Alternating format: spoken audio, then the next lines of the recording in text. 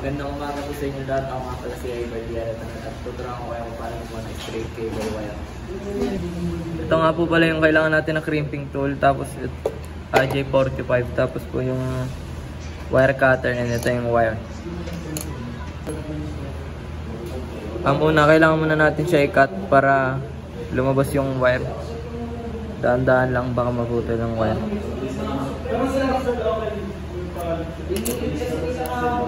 Ito guys, ganyan. Una, white orange, tapos orange, white green, ganyan. Tapos blue, white, blue, green,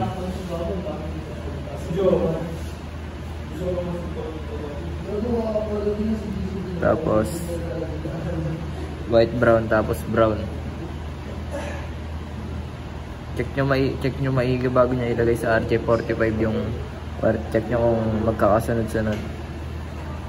Uy, nabago ulit. Blue, white, blue.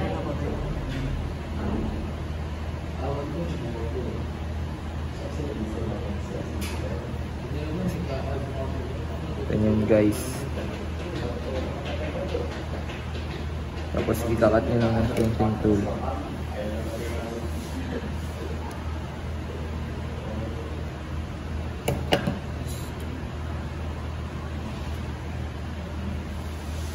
Gagawin nyo guys.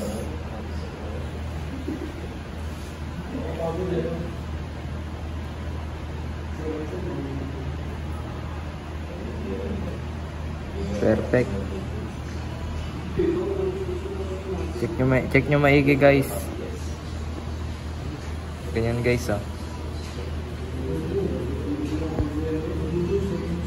Sige, crimping tool nyo na. Kailangan diinan nyo para hindi matanggal.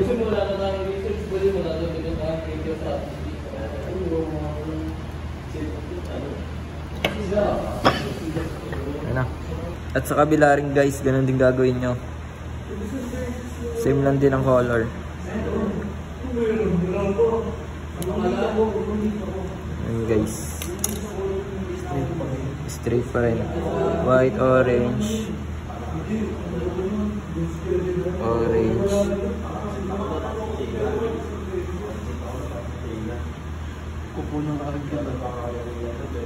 white, green, tapos blue,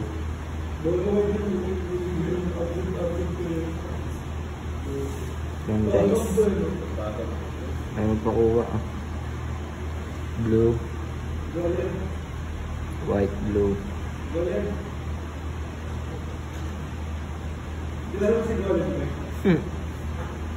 yan, ganyan.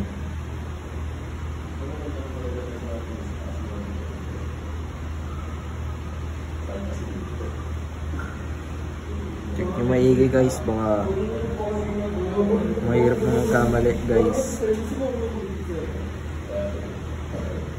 Scout nyo lang ulit.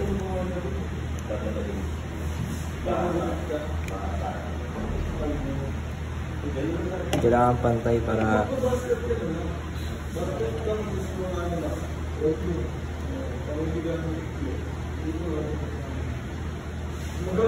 ito guys, dahan-dahan nyo lang kabit, tapos make sure nyo na ganun yung kulay na ilalagay nyo.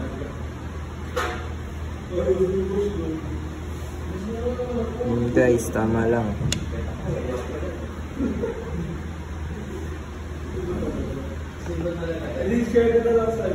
Ito ulit, ilalagay nyo ulit sa crimping tool. Didiinan nyo ulit.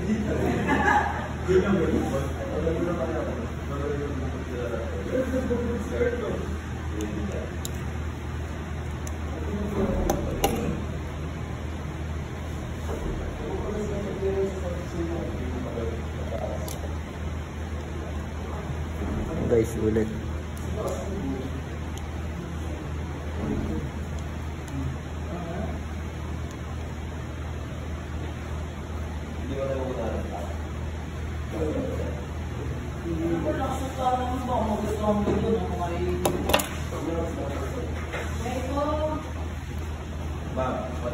Okay guys. Okay na guys.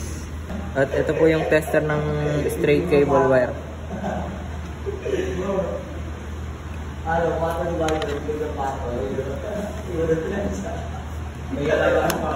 Guys.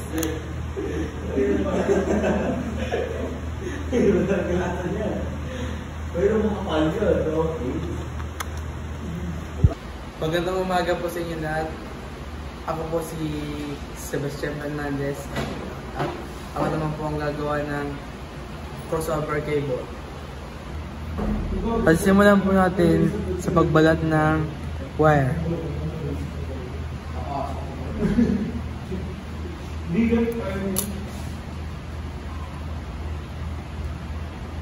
Nabigay nyo sa ano?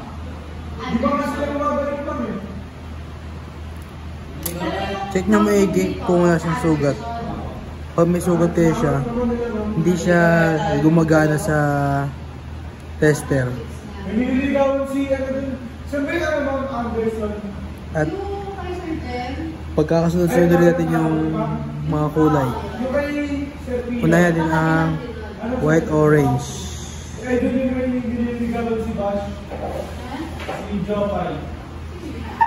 Orange. White green.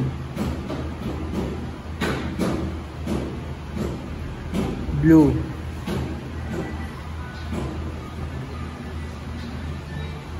White blue. Green.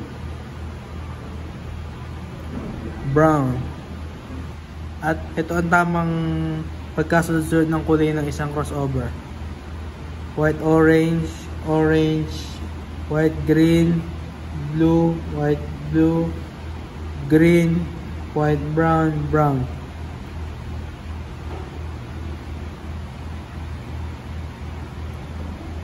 At babawasan na po natin yung kanyang mga wire ng gamit ang crimping tool.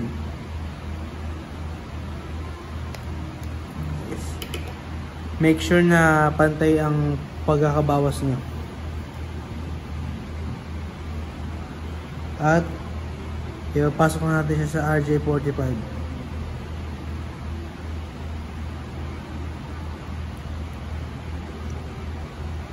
Kailangan pantay na pantay siya dahil pag di siya pumantay hindi siya gagana.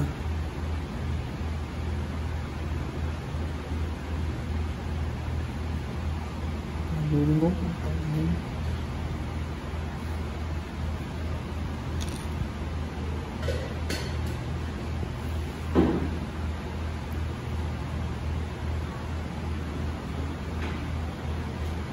Yung wala po natin. Pasok na natin po siya sa RJ45.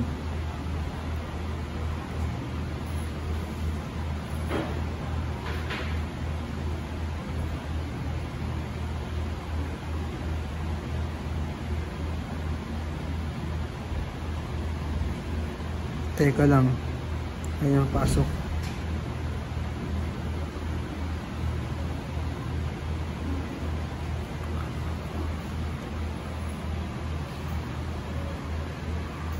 At susuksok natin guys yung wire sa may RJ45.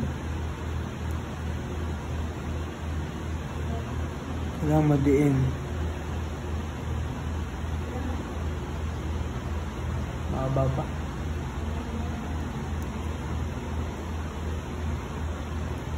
Kailangan lumabas dito yung mga wire. Kailangan dito nyo makita yung mga wire. Yes. Kailangan madiin siya ng muscle. And next is gagamitin natin siya ng crimping tool.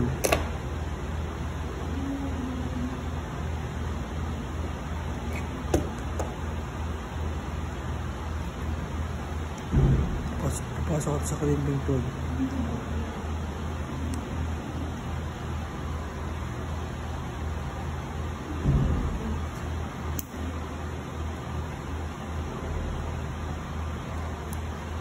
Yun. Tapos na isang side ng crossover.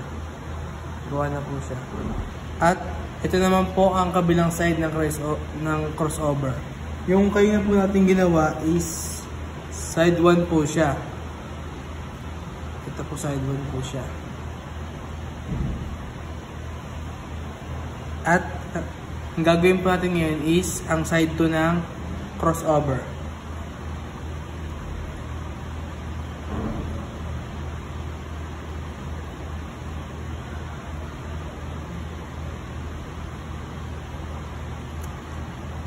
Bali, iba po ang kulay nito.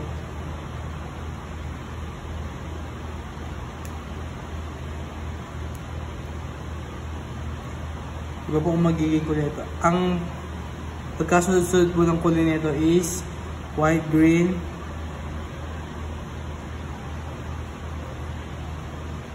white, green, green, white, orange,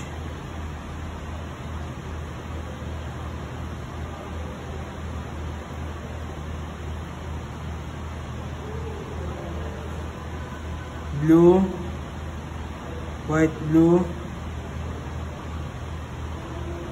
orange, white, brown, brown. Ito po ang pagkakasunod-sunod ng kulay. Bale, babawasan po natin siya. Ayan po, babawasan po natin. Papasok na po siya natin sa RJ45.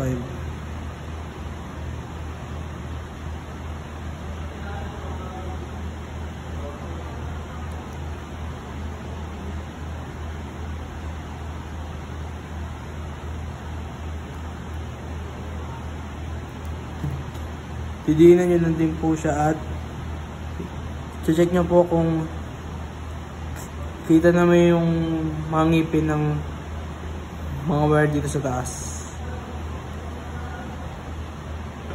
At last, gamitan mo na siya ng crimping tool. I-lock mo na po siya.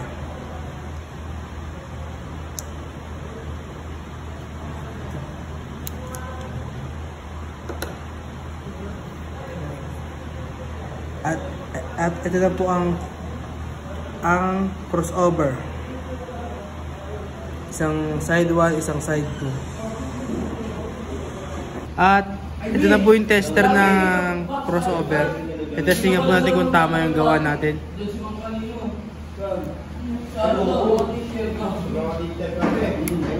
Ito po guys.